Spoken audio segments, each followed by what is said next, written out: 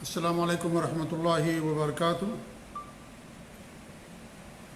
الحمدللہ رب العالمین والعاقبۃ للمتقین ولا عدوان الا علی الظالمین، واشهد ان لا الہ الا اللہ وحدہ لا شریک لہ، واشهد ان محمدا عبدہ ورسولہ، بلغ الرسالہ وادى الامانہ ونصح الامہ وترکها علی المحجۃ البیضاء لیلها کنہارها لا یزیغ عنها الا اذا کان من الہالکین، صلوات اللہ وسلام علیہ وعلی آلہ وعلی اصحابہ ومن اہتدی بہدیہ واستنى بسنتہ الی یوم الدین، اما بعد۔ معزز ناظرین و مشاہدین، ایک سوال ہے، وہ سوال یہ ہے کہ صحیح بخاری اور مسلم کے اندر ایک حدیث ہے جس میں ہمارے نبی صلی اللہ علیہ وسلم نے فرمایا ہے کہ دنیا اس وقت تک ختم نہیں ہوگی جب تک کہ 12 خلیفہ نہیں ہو جائیں گے۔ تو اس حدیث کا مطلب کیا ہے، اور کیا جو روافض کا عقیدہ ہے 12 اماموں کا، تو کیا ان کے 12 امام اس حدیث سے مراد ہیں؟ آج کے اس درس میں اسی سوال کا جواب دینے کی ہم کوشش کریں گے۔ اللہ رب العالمین ہمیں حق بات کہنے کی توفیق دے، آمین رب العالمین۔ آئیے پہلے حدیث پڑھتے ہیں، کیونکہ حدیث کے مختلف الفاظ ہیں جو صحیح بخاری اور صحیح مسلم کے اندر آئے ہوئے ہیں، اس لیے پہلے اگر ہم حدیث پڑھ لیں تو حدیث کا معنی اور مطلب ہمارے سامنے واضح ہو جائے گا۔ جابر بن سمرہ رضی اللہ تعالیٰ عنہ اس حدیث کے راوی ہیں۔ وہ کہتے ہیں کہ سمعت النبی صلی اللہ علیہ وسلم یقول، میں نے اللہ کے رسول صلی اللہ علیہ وسلم کو فرماتے ہوئے سنا، یکون 12 امیرا، 12 امیر ہوں گے۔ فقال کلمۃ لم اسمعها، اس کے بعد آپ نے کوئی کلمہ کہا لیکن میں اسے سن نہ سکا۔ فقال ابی، تو میرے باپ، میرے والد محترم نے فرمایا کہ ہمارے نبی نے فرمایا کہ کلہم من قریش، وہ سب کے سب قریش سے ہوں گے۔ یہ صحیح بخاری کی روایت ہے۔ صحیح مسلم کے اندر ہے، جابر بن سمرہ رضی اللہ تعالیٰ عنہ فرماتے ہیں کہ دخلت مع ابی علی نبی صلی اللہ علیہ وسلم، میں اپنے باپ والد محترم کے ساتھ اللہ کے رسول صلی اللہ علیہ وسلم کے پاس آیا۔ فسمعتہ یقول، تو میں آپ کو فرماتے ہوئے سنا، ان ھذا الامر لا ينقضی حتی یمضی فیہم 12 خلیفہ، کہ یہ دنیا ختم نہیں ہوگی، دنیا کا معاملہ ختم نہیں ہوگا جب تک کہ اس میں 12 خلیفہ نہ ہو جائیں۔ پھر کہتے ہیں کہ ثم تکلم بکلام خفی علیہ، پھر آپ نے کچھ فرمایا لیکن مجھ پر وہ بات مخفی رہی۔ تو کہتے ہیں کہ میں نے اپنے والد سے کہا، ما قال، اللہ کے رسول صلی اللہ علیہ وسلم نے کیا فرمایا؟ تو کہتے ہیں کہ ہمارے نبی نے یہ فرمایا، کلہم من قریش، وہ سب کے سب، 12 خلیفے جو ہوں گے، 12 خلفاء، وہ سب کے سب قریش سے ہوں گے۔ اس طریقے صحیح مسلم کے اندر ہے، جابر بن سمرہ رضی اللہ عنہ ہی سے، وہ کہتے ہیں کہ میں نے اللہ کے رسول صلی اللہ علیہ وسلم کو فرماتے ہوئے سنا کہ لا یزال امر الناس ماضیا ما ولیہم 12 رجلا، کہ لوگوں کا معاملہ چلتا رہے گا جب تک کہ اس میں 12 آدمی والی ہو جائیں گے۔ ثم تکلم النبی صلی اللہ علیہ وسلم بکلمۃ خفیت علیہ، پھر ہمارے نبی نے کچھ فرمایا، وہ مجھ پر مخفی رہا۔ تو میں نے اپنے والد سے پوچھا، ماذا قال رسول اللہ صلی اللہ علیہ وسلم، اللہ کے رسول صلی اللہ علیہ وسلم نے کیا فرمایا؟ تو وہ کہتے ہیں کہ ہمارے نبی نے فرمایا، کلہم من قریش، وہ سارے جو خلفاء ہوں گے، والی ہوں گے، وہ سب کے سب قریش سے ہوں گے۔ اس طریقے صحیح مسلم ہی کے اندر جابر بن سمرہ رضی اللہ تعالیٰ عنہ کی حدیث ہے، وہ کہتے ہیں کہ میں نے اللہ کے رسول صلی اللہ علیہ وسلم کو فرماتے ہوئے سنا کہ لا یزال الاسلام عزیزا الی 12 خلیفہ، کہ اسلام برابر غالب رہے گا، مستحکم رہے گا 12 خلیفے تک، 12 خلفاء تک یا 12 خلیفہ تک۔ ثم قال کلمۃ لم افہمھا، پھر ہمارے نبی نے کوئی کلمہ کہا جو میں نہ سمجھ پایا۔ تو میں نے اپنے والد سے پوچھا کہ ہمارے نبی نے کیا فرمایا؟ تو کہتے ہیں کہ اللہ کے رسول نے فرمایا، کلہم من قریش، وہ سب کے سب قریش سے ہوں گے۔ ایسے صحیح مسلم ہی کے اندر جابر بن سمرہ سے روایت ہے، وہ کہتے ہیں کہ میں اپنے والد کے ساتھ اللہ کے رسول صلی اللہ علیہ وسلم کے پاس گیا، تو میں نے آپ کو فرماتے ہوئے سنا، لا یزال ھذا الدین عزیزا منیعا الی 12 خلیفہ، یہ دین برابر غالب رہے گا، مستحکم اور مضبوط رہے گا 12 خلیفوں تک۔ فقال کلمہ، پھر ہمارے نبی نے کوئی بات کہی جو میں نہ سمجھ سکا، تو میں نے اپنے والد سے پوچھا کہ ہمارے نبی نے کیا فرمایا؟ تو کہتے ہیں کہ ہمارے نبی نے یہ فرمایا، کلہم من قریش، وہ سب کے سب قریش سے ہوں گے۔ اس طریقے صحیح مسلم ہی کے اندر ہے جابر بن سمرہ سے کہ وہ کہتے ہیں کہ میں نے اللہ کے رسول صلی اللہ علیہ وسلم سے اس جمعہ کو شام، جس جمعہ کو آپ نے معاذ اسلمی کو رجم کیا تھا، اس شام میں نے اللہ کے رسول صلی اللہ علیہ وسلم سے یہ فرماتے ہوئے سنا کہ لا یزال الدین قائما حتی تقوم الساعہ، کہ دین برابر قائم رہے گا جب تک کہ قیامت قائم نہ ہو جائے۔ او یکون علیکم 12 خلیفہ کلہم من قریش، یا تم میں سے، یہ ہمارے نبی نے یہ فرمایا کہ تم میں 12 خلیفہ ہوں گے اور وہ سب کے سب قریشی میں سے ہوں گے۔ ایسے ہی سنن ترمذی کی صحیح روایت ہے، جابر بن سمرہ فرماتے ہیں کہ اللہ کے رسول صلی اللہ علیہ وسلم فرمایا کہ یکون من بعد 12 امیرا، میرے بعد 12 امیر ہوں گے۔ ثم تکلم بشیء لم افہمہ، پھر ہمارے نبی نے کچھ فرمایا جو میں نہ سمجھ سکا۔ فسألت الذی یلینی، تو جو میرے قریب تھے میں نے ان سے سوال کیا کہ ہمارے نبی نے کیا فرمایا، تو کہتے ہیں کہ ہمارے نبی نے فرمایا کلہم من قریش، وہ 12 جو خلیفہ ہوں گے وہ سب کے سب قریش میں سے ہوں گے۔ ایسے ابو داؤد کی صحیح روایت ہے، کہتے ہیں کہ ہمارے نبی سے میں نے سنا فرماتے ہوئے کہ لا یزال ھذا الدین قائما، یہ دین قائم رہے گا برابر، حتی یکون علیکم 12 خلیفہ، یہاں تک کہ تمہارے اوپر 12 خلیفہ ہو جائیں،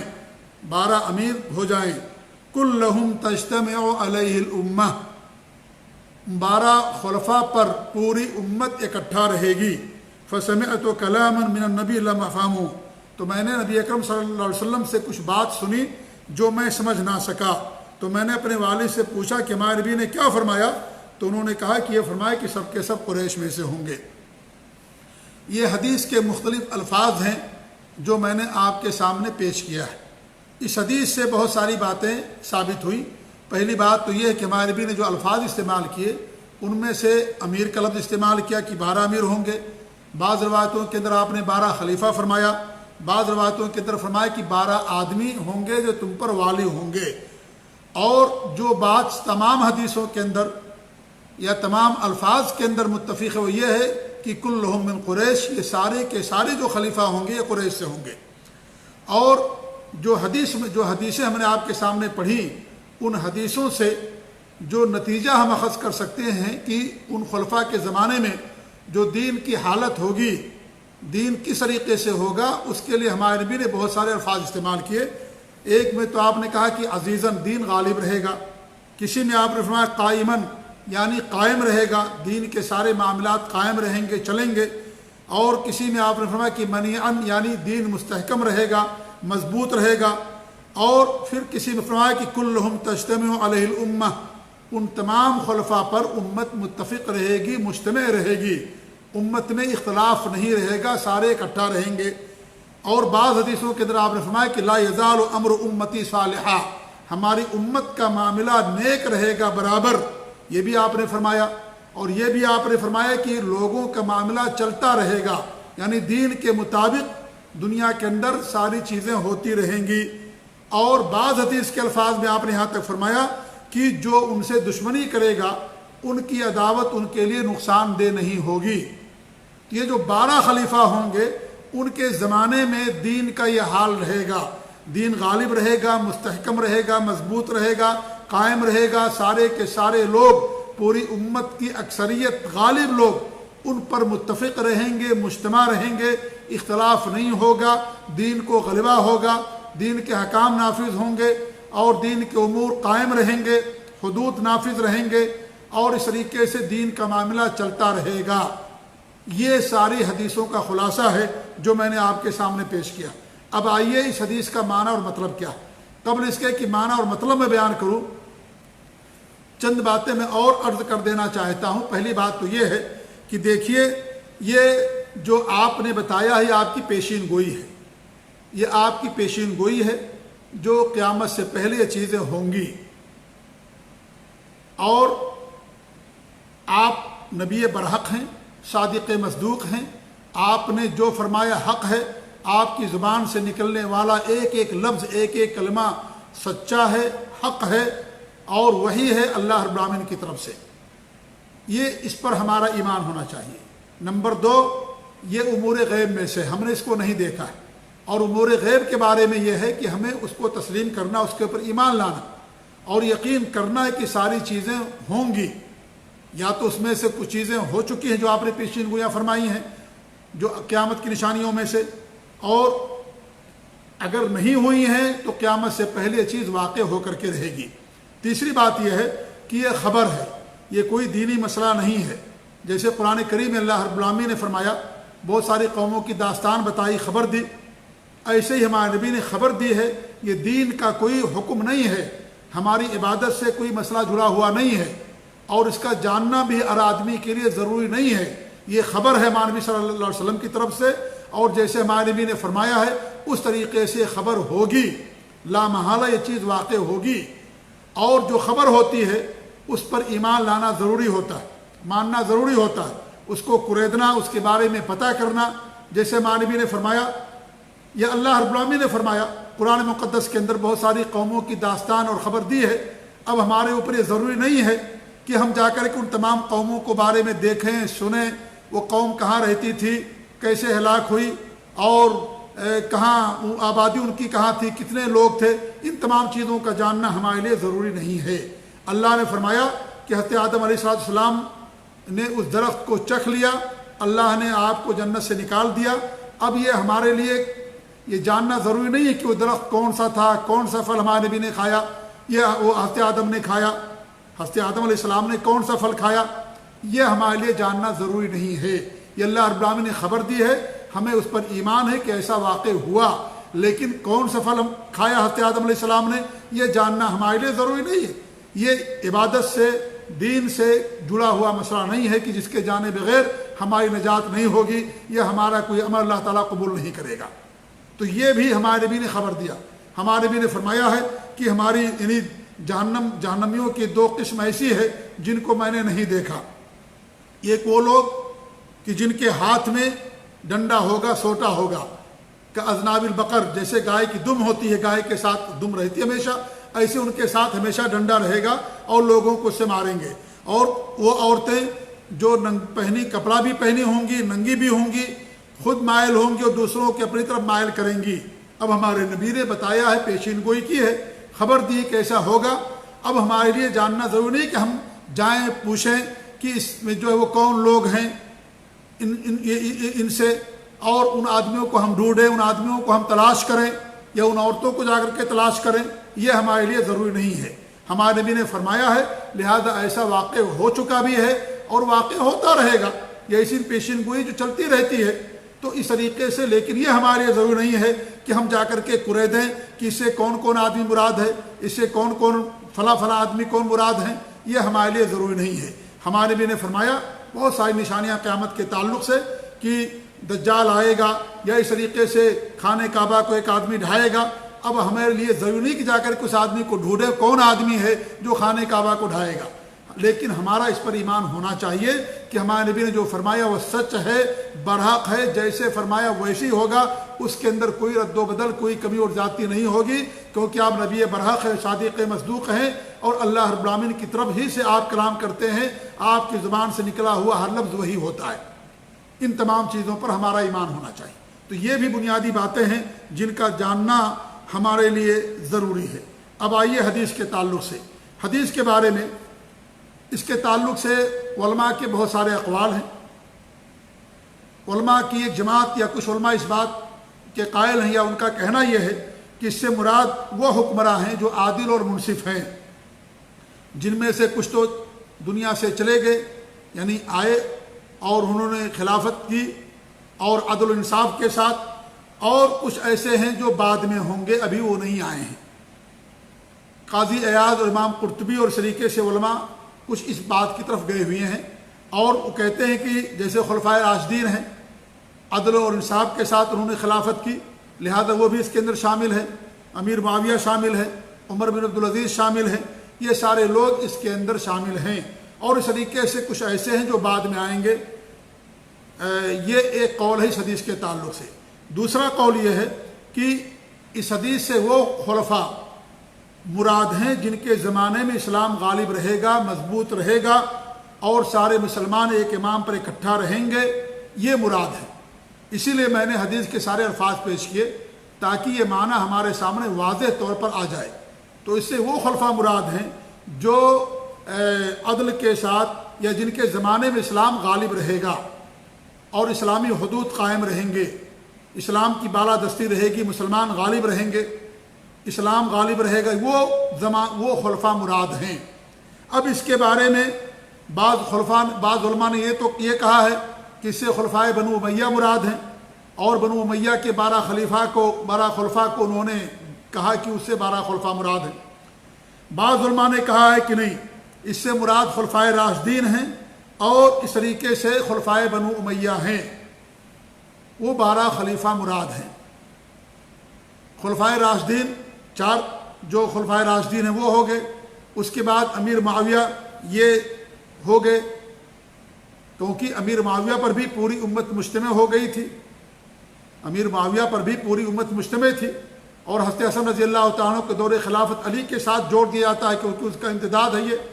اور اس طریقے سے امیر معاویہ رضی اللہ تعالیٰ عنہ نے 20 سال تک خلافت کی، اور سارے لوگ ان کی خلافت پر مجتمع رہے، اکٹھا رہے، لہذا وہ 5ویں ہیں حضرت امیر معاویہ رضی اللہ تعالیٰ عنہ۔ اور نمبر 6 یزید بن معاویہ، یہ بھی ان پر بھی امت مجتمع تھی، یعنی اکثریت ان پر مجتمع تھی، اور اکثر لوگوں نے، صحابہ کی بڑی تعداد نے ان کے اوپر باقاعدہ بیعت کیا تھا، ان کو اپنا خلیفہ منتخب مانا تھا۔ تو یزید بن معاویہ رحمۃ اللہ علیہ بھی اس کے اندر شامل ہیں۔ اور جو 7ویں خلیفہ ہیں وہ عبد الملک بن مروان ہیں، جنہوں نے 20 سال تک خلافت کی ہے،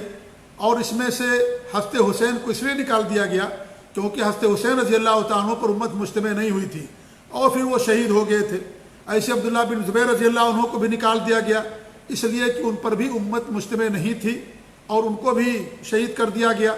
اور اس کے بعد عبد الملک بن مروان پر پوری امت مجتمع اور اکٹھا ہو گئی، اور 20 سال تک عبد الملک بن مروان رحمۃ اللہ علیہ نے حکومت کی۔ تو یہ 7ویں خلیفہ ہو گئے۔ 8ویں ان کے جو بیٹے ولید بن عبد الملک، جنہوں نے 10 سال تک حکومت کی۔ اس کے بعد 9ویں خلیفہ ہوں گے سلیمان بن عبد الملک، جنہوں نے 3 سال تک حکومت کی۔ اس کے بعد 10ویں خلیفہ ہوں گے عمر بن عبدالعزیز رحمۃ اللہ علیہ، جنہوں نے 3 سال تک خلافت کی۔ اس کے بعد 11ویں خلیفہ یزید بن عبد الملک، جنہوں نے 4 سال تک خلافت کی۔ یہ عبد الملک بن مروان کے 4 بیٹے سمجھ لیجیے، اور چوتھے بیٹے ہشام بن عبد الملک جو 12ویں خلیفہ، جنہوں نے 20 سال تک حکومت کی۔ اب اس کے بعد امت کے اندر اختلاف ہو گیا، اور اس طریقے سے جھگڑے ہو گئے، اور پھر اس کے بعد بنو امیہ کی حکومت ختم ہو گئی سن 132 ہجری کے اندر۔ بنو عباسیہ کی حکومت آتی ہے۔ بنو عباسیہ کے زمانے میں بھی اختلاف رہا، اور ایک ہی وقت میں کئی حکومتیں رہیں۔ اندلس میں بنو امیہ کی حکومت تھی، اور اس کے بعد مصر کے اندر الگ لوگوں کی حکومت رہی، بعد میں ممالک آئے۔ تو اس طریقے سے سب پر امت کا اجتماع نہیں رہا۔ جن پر امت کا اجتماع رہا وہ 12 خلیفہ ہیں جو میں نے آپ کے سامنے بیان کیا۔ اور اس بات کے قائل کون ہیں؟ امام ابن تیمیہ رحمۃ اللہ علیہ ہیں، حافظ ابن حجر رحمۃ اللہ علیہ نے اسی کو راجح قرار دیا ہے، اور اس دور کے امام شیخ ابن باز رحمۃ اللہ علیہ نے بھی یہی بات کہی ہے کہ اس سے بنو خلفائے راشدین اور امیر معاویہ، یزید بن معاویہ، اور اس طریقے سے عبد الملک بن مروان، اور عبد الملک بن مروان کے 4 بیٹے جن کا میں نام لے، ولید، سلیمان اور یزید اور ہشام، اور اس طریقے سے عمر بن عبدالعزیز، یہ سارے لوگ اس سے مراد ہیں 12 خلیفہ، کیونکہ ان کے زمانے میں اسلام غالب تھا، فتوحات کا سلسلہ جاری تھا، اسلامی حدود نافذ تھے، سارے لوگ ان کے اوپر مجتمع اور اکٹھا تھے، اور جن پر امت کا اجتماع نہیں ہوا، اکٹھا نہیں، ان کو نکال دیا گیا اس میں سے، یعنی ان 12 خلفاء میں ان کو نہیں شمار کیا گیا۔ تو ایک تو قول تو یہ ہے جس کو اکثر علماء نے راجح قرار دیا ہے اور جس کو صحیح قرار دیا ہے۔ تو یہ دوسرا قول ہو گیا اس کے تعلق سے۔ حافظ ابن حجر رحمۃ اللہ نے بھی یہی بات کہی ہے، اور وہ کہتے ہیں کہ حدیث کے بعد الفاظ میں یہ آیا ہوا ہے کہ ان پر سب لوگوں کا اجتماع ہوگا، لہٰذا جب ہم یہ دیکھتے ہیں کہ حدیث کے اندر جو خوبیاں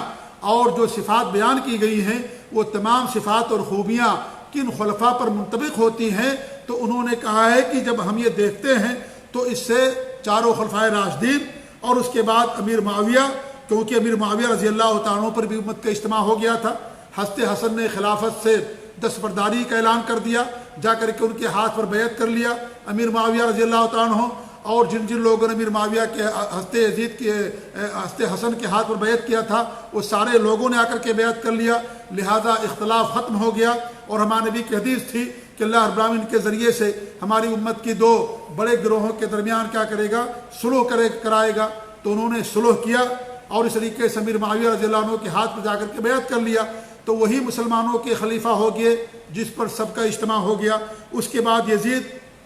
پر بھی سب کا اجتماع تھا، اور اس کے بعد پھر اختلاف ہو گیا، اور ابن زبیر رضی اللہ تعالیٰ عنہ کے قتل کے بعد پھر سارے لوگ، ساری امت کے لوگ عبد الملک بن مروان پر اکٹھا ہو گئے، لہذا عبد الملک بن مروان بھی اس حدیث کے اندر شامل ہیں ان خلفاء کے اندر۔ اور پھر ان کے چاروں جو بیٹے تھے ان پر بھی امت کا اجتماع رہا، کوئی اختلاف نہیں رہا، چاروں بیٹے ولید، سلیمان، یزید اور ہشام۔ اور اس طریقے سے سلیمان اور یزید کے درمیان عمر بن عبدالعزیز رحمۃ اللہ علیہ کی جو ہے خلافت آئی 3 سال کے لیے، اس پر بھی ان کی حکومت پر بھی سب کا اتفاق تھا۔ لہذا اس حدیث سے یہ 12 خلفاء مراد ہیں، یہ علماء کی ایک بڑی جماعت یہ کہتی ہے۔ تیسرا قول اس کے تعلق سے یہ ہے کہ اس سے مراد یہ ہے کہ ایک ہی وقت میں چھوٹی چھوٹی کئی ریاستیں ہوں گی اور اس طریقے سے کئی سلطنتیں ہوں گی، لیکن یہ قول صحیح نہیں ہے، کیونکہ ہمارے نبی نے یہ فرمایا ہے کہ ان خلفاء پر امت کا اجتماع ہوگا۔ یہ نہیں فرمایا کہ ایک ہی، یعنی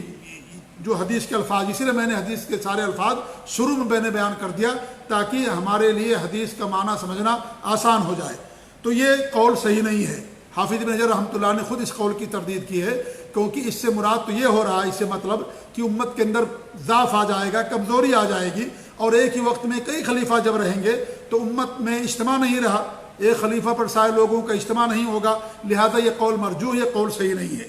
چوتھا قول یہ لوگوں نے بیان کیا ہے کہ اس سے مراد امام مہدی ہیں، اور امام مہدی کے بعد جو لوگ آئیں گے وہ لوگ مراد ہوں گے، یہ قول یہ بھی لوگوں نے بیان کیا ہے۔ تو بہرحال اور بھی کچھ اقوال ہیں اس حدیث کے تعلق سے، لیکن اہل سنت والجماعت کا، سلف صالحین کا جو کے اقوال ہیں وہ میں نے آپ کے سامنے بیان کی اس حدیث کے حوالے سے، کہ اس حدیث سے کیا مراد ہے اور کون خلفاء مراد ہیں، وہ میں نے آپ کے سامنے بیان کیا۔ اب آئیے سوال کا جو دوسرا شق ہے کہ جو روافض ہیں وہ روافض اس حدیث سے دلیل لیتے ہیں، جو امامیہ اثنا عشریہ، یعنی وہ روافض جو 12 اماموں کے قائل ہیں،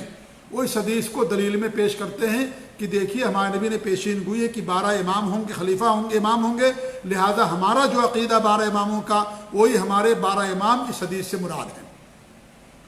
پہلی بات تو یہ ہے کہ لوگ اس حدیث کو مانتے ہی نہیں، امام بخاری مسلم کی حدیثوں کو تو مانتے ہی نہیں ہیں، لہذا ان کے قول کا کوئی اعتبار نہیں کیا جائے گا۔ دوسری بات یہ ہے کہ حدیث کے اندر ہمارے نبی نے 12 خلیفہ یا 12 امیر کا لفظ استعمال کیا ہے، یا رجلن کا لفظ استعمال کیا، والی کا لفظ استعمال کیا ہے، اور یہ لوگ جو عقیدہ رکھتے ہیں وہ اماموں کا عقیدہ رکھتے ہیں، لہذا کسی بھی حدیث میں امام کا لفظ نہیں آیا ہے۔ یہاں کوئی کہہ سکتا ہے کہ امام اور خلیفہ ایک معنی میں بھی استعمال ہوتا ہے، اس میں کوئی شک نہیں کہ امام اور خلیفہ بھی ایک معنی میں استعمال ہوتا ہے، لیکن روافض کا جو عقیدہ ہے اماموں کے تعلق سے وہ خلیفہ کے معنی میں نہیں ہے، اسی لیے ہم یہ کہتے ہیں کہ حدیث کے اندر خلیفہ کا لفظ آئے، امام کا لفظ نہیں آئے۔ امام کا مطلب ان کے ہاں خلیفہ سے اٹھ کر کے خلیفہ سے بڑا، اور اس کا مطلب امام کا ان کے ہاں یہ ہے کہ امام معصوم ہوتا ہے، عالم الغیب ہوتا ہے، دنیا کی ساری بگڑیاں بناتا ہے، اور ان کی اطاعت ہر چیز میں سب پر واجب ہوتی ہے، اور وہ اللہ کے نائب ہوتے ہیں، دنیا میں ان کا تصرف چلتا ہے، وہ معصوم عن الخطا ہوتے ہیں، کسی بھی طرح کی غلطی ان سے نہیں ہو سکتی، وہ معصوم ہیں، ان کی اطاعت ہر ایک پر واجب اور ضروری ہے۔ یہ ان کے ہاں امام کا معنی اور مطلب ہے۔ ظاہر بات ہے خلیفہ اور والی اور امیر کا یہ معنی نہیں ہے، لہذا یہ حدیث ان کے لیے دلیل نہیں ہے۔ تیسری چیز یہ کہ ہمارے نبی نے فرمایا کلہم من قریش، وہ سب کے سب قریش میں سے ہوں گے، قریش میں سے ہوں گے۔ اور یہ 12 اماموں کو جو عقیدہ رکھتے ہیں وہ سارے کے سارے حضرت حسین کی اولاد میں سے ہیں، تو اگر حسین کی اولاد میں سے ہوتے تو ہمارے نبی صلی اللہ علیہ وسلم یہ نہیں فرماتے کلہم من قریش، کیونکہ یہ اخص ہے زیادہ۔ آپ یہ فرماتے من اہل بیتی یا من عطرتی، یا یہ کہتے کلہم من بنی ہاشم، یا یہ کہتے کلہم من اولاد فاطمہ یا من اولاد علی کا لفظ آپ استعمال کرتے۔ آپ ایک عام لفظ قریش کا استعمال نہیں کرتے، بلکہ آپ وہ لفظ استعمال کرتے جس میں جو اخص ہوتا، جو قریش سے زیادہ خاص ہوتا یا تو بنو ہاشم کہتے، کسی بھی حدیث میں آپ نے نہیں فرمایا کہ وہ من بنی ہاشم، بلکہ آپ نے تمام حدیثوں کے اندر کلہم من قریش کا لفظ استعمال کیا۔ تو اس سے معلوم ہوتا ہے کہ ان کا کہنا سراسر باطل ہے، کیونکہ ہمارے نبی نے کلہم من قریش کہا، کلہم من بنی ہاشم نہیں فرمایا، یا کلہم من اہل بیتی یا من عطرتی کا لفظ استعمال نہیں کیا۔ اس لیے قریش کا جو لفظ ہے یہ عام ہے، لہذا ان کے جو امام ہوئے ہیں وہ من اہل بیت میں سے ہیں، اس لیے یہ حدیث ان کے لیے دلیل نہیں بن سکتی۔ یہ تیسری بات ہوگی۔ چوتھی بات یہ ہے کہ حدیث کے اندر جو ہمارے نبی نے فرمایا ہے کہ ان کے دور میں اسلام کا غلبہ رہے گا اور سارے لوگ ان کی خلافت اور سلطنت پر متفق ہوں گے، کوئی اختلاف نہیں ہوگا، اکثریت سب کے سب متفق ہوگی، یہ ہمارے نبی نے فرمایا۔ اب ان کے اماموں کو آپ دیکھ لیجئے، ان کے اماموں جو 12 امام کا عقیدہ رکھتے ہیں، ان میں سے حضرت علی اور حضرت حسن رضی اللہ تعالی عنہما کو چھوڑ کر کے کسی کے پاس خلافت اور حکومت نہیں تھی، کسی کے پاس ڈنڈا نہیں تھا۔ حضرت حسن رضی اللہ تعالی عنہ نے تو باقاعدہ دستبرداری کا اعلان کر دیا، کسی کے پاس ڈنڈا اور حکومت نہیں تھی، لہذا یہ حدیث ان کے لیے دلیل نہیں بن سکتی کہ یہ حدیث ان کے لیے دلیل ہو۔ ان کے جو ائمہ گزرے ہیں وہ سب کے سب کو تو بزدل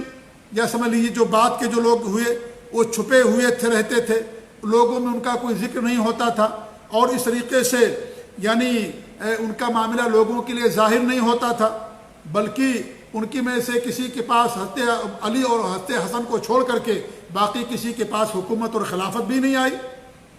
جبکہ ہمارے نبی نے فرمایا کہ اسلام ان کے دور میں غالب رہے گا،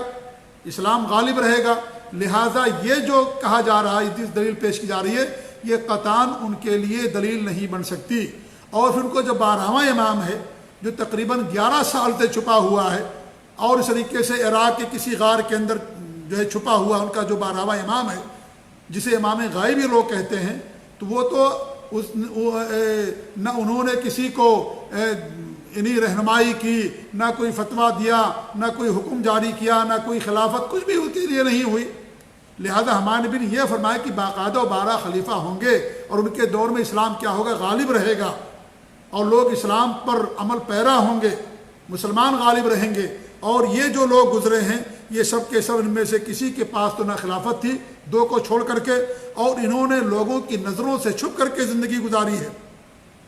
چھپ کر کے انہوں نے زندگی گزاری ہے، لہذا یہ لوگ اس سے مراد نہیں ہو سکتے۔ 5ویں بات یہ ہے کہ اگر ان کے ائمہ ہی مراد لے لیے جائیں تو پھر آج بھی اسلام غالب ہونا چاہیے، کیونکہ ان کے عقیدے کے مطابق جو 12واں امام ہے وہ بھی موجود ہے، اور ہمارے نبی نے فرمایا کہ جب تک کہ 12 امام رہیں گے نہ ہو جائیں اسلام غالب رہے گا۔ تو اگر ان کی بات صحیح مان لی جائے تو پھر اسلام کو غالب ہونا چاہیے، مسلمانوں کو غلبہ ہونا چاہیے۔ لیکن آج مسلمان کس حالت میں ہیں آپ سب لوگوں کو معلوم ہے، کتنی بزدلی، یہ کیا نام، کتنی ذلت اور رسوائی کے دور سے مسلمان گزر رہے ہیں، اور اس طریقے سے آزمائشوں سے گزر رہے ہیں، کتنی پریشانیاں اور مصیبتوں کے دور سے مسلمان گزر رہے ہیں۔ لہذا یہ کہنا قطعاً ان کے لیے، یہ حدیث ان کے لیے دلیل نہیں ہے۔ 6ٹھی بات یہ ہے کہ روافض دنیا کی سب سے جھوٹی قوم ہے یہ، اور سب سے برے عقیدے اور کفری عقیدے کے لوگ ہیں، یہ کفری عقیدے کے لوگ ہیں۔ دنیا میں جو بھی شرکیات اور کفریات ہیں ان میں سے تقریباً سارے کے سارے کفریات اور شرکیات کے موجد یہی لوگ ہیں، اور ان کا جو دین ہے اس دین کا، وہ دین جو اللہ رب العالمین نے اپنے نبی کے ذریعے سے بھیجا ہے، اس دین سے ان کا کوئی تعلق ہی نہیں ہے۔ یہ تو شرک و کفر والے دین کو مانتے ہیں، اپنے اماموں کو معصوم، عالم الغیب، دنیا میں تصرف کرنے والا۔ لہذا اگر ان کے اماموں ہی کو لے لیا جائے تو ان کے اماموں سے دین اسلام کو کون سا غلبہ ملے گا؟ اگر ان کے امام جو ان کا عقیدہ ہے اس سے دنیا کے اندر شرک ہی کا بول بالا ہوگا، کفر اور بدعت ہی کا بول بالا ہوگا۔ اس لیے آپ دیکھیں جہاں بھی رافضیوں کی حکومت ہے، آپ دیکھیں، آپ ایران میں جا کر کے دیکھ لیں، یا اس طریقے سے جہاں یہ لوگ کثرت میں ہیں، آپ جا کر کے دیکھیے وہاں پر کون سا دین ہے، وہاں پر کون سا اسلام ہے۔ شرک اور کفر کے علاوہ ان کے ہاں اور کیا ہے؟ اس کے علاوہ وہی ساری چیزیں ہیں۔ اور جب مصر میں ان لوگوں کی حکومت آئی، ان جو ہے عبیدیوں کی اور باطنیوں کی، رافضیوں کی، تو انہوں نے دنیا کے اندر شرک کو رائج کیا، کفر کو رائج کیا، اور اکثر جو شرک اور کفر ہے سب انہی کے ذریعے سے دنیا کے اندر پائی جاتی ہیں۔ تو اس طریقے سے کون سا اسلام کا غلبہ ملے گا ان کے وجہ سے؟ جن اماموں کے بارے میں یا جو عقیدہ رکھتے ہیں یہ، ان سے اسلام کو کون سا غلبہ ملے گا؟ لہذا یہ کہنا، یہ حدیث ان کے لیے قطعاً دلیل نہیں ہے۔ ساتویں بات یہ جو آخری ہے کہ یہ 12 اماموں کو جو عقیدہ ہے یہ اثنا عشریہ امامیہ کا عقیدہ ہے، اور یہ عقیدہ ان کے جو پہلے کے شیعہ تھے یہ عقیدہ ان کا نہیں تھا، یہ تو عقیدہ انہوں نے بعد میں گڑھا ہے، اور ہمارے نبی کی حدیث تو پہلے سے ہے، اور یہ عقیدہ انہوں نے بعد کے اندر گڑھا ہے۔ اس لیے جو پہلے کے شیعہ تھے ان کا یہ عقیدہ نہیں تھا 12 اماموں کا، 12 اماموں کا عقیدہ تو بعد میں ان لوگوں نے بنایا ہے، پہلے یہ عقیدہ نہیں تھا۔ اور شیعوں کے بہت ساری جماعتیں ایسی ہیں جن کے یہاں یہ عقیدہ نہیں ہے، جیسے زیدیہ فرقہ ہے شیعوں کا، ان کے یہاں یہ عقیدہ نہیں پایا جاتا ہے، یا موسیٰ کاظم سے پہلے جو شیعہ تھے، ان سے پہلے جو افتراق سے پہلے ان لوگوں کے یہاں یہ عقیدہ نہیں تھا 12 اماموں کا۔ یہ 12 اماموں کا عقیدہ یہ تو بعد میں پیدا ہوا ہے، پہلے عقیدہ نہیں تھا، اور نہ ہی سارے شیعوں کا یہ عقیدہ ہے، لہذا یہ حدیث قطعاً ان کے لیے دلیل نہیں ہے، اور اس سے مراد ان کے 12 امام قطعاً نہیں ہو سکتے، کیونکہ حدیث کے الفاظ وضاحت کے ساتھ دلالت کرتے ہیں کہ اس سے مراد خلیفہ ہیں، حکمراں ہیں، سلاطین ہیں، اس سے مراد وہ نہیں ہیں جن کے بارے میں ان رافضیوں کا عقیدہ ہے، جو چھپے ہوئے تھے اور لوگوں کی نظروں سے غائب اور اوجھل تھے، اور جو عقیدہ یہ لوگ مانتے ہیں اس وقت، وہ عقیدہ سراسر کفری اور شرکیہ، قرآن میں تحریف کا عقیدہ، صحابہ کرام کو گالیاں دینا، انہیں کافر کہنا، جہنمی قرار دینا، ان پر لعنت بھیجنا، حضرت عائشہ پر زنا کا الزام لگانا، اور ابو بکر و عمر عثمان کو غاصب اور اس طریقے سے ظالم کہنا، اور تمام صحابہ کو، اور قرآن میں تحریف اور اللہ کے بارے میں بدع کا عقیدہ، اور نہ جانے کتنے برے برے ان کے عقائد ہیں جو واضح طور پر کفر ہیں، یہ سارے عقیدے کے ماننے والے روافض ہیں۔ لہذا ان کے امام سے کون سا دین کو غلبہ ملے گا؟ اسلام کا غلبہ ملے گا، اور ہمارے بھی نے صاف فرمایا کہ دین غالب رہے گا، ان کے دور میں غالب رہے گا۔ لہذا ان سے رافضیوں کے امام قطعاً مراد نہیں ہیں۔ یہ جو بات ہم بتانا چاہتے ہیں، اللہ تعالیٰ سے ہماری دعا ہے کہ اللہ رب العالمین ہمیں حق بات پر قائم رکھے، اللہ رب العالمین ہم سب کو کفر اور شرک سے محفوظ رکھے، اور اپنے نبی کی سنت پر، توحید پر قائم اور دائم رکھے، اور جو ہمارے وفات ہماری زبان سے کلمہ توحید جاری ہو، آمین۔ وجزاکم اللہ خیر، وصلی اللہ علیہ محمد وعلی آلہ وصحبہ اجمعین، وجزاکم اللہ خیر، والسلام علیکم ورحمۃ اللہ وبرکاتہ۔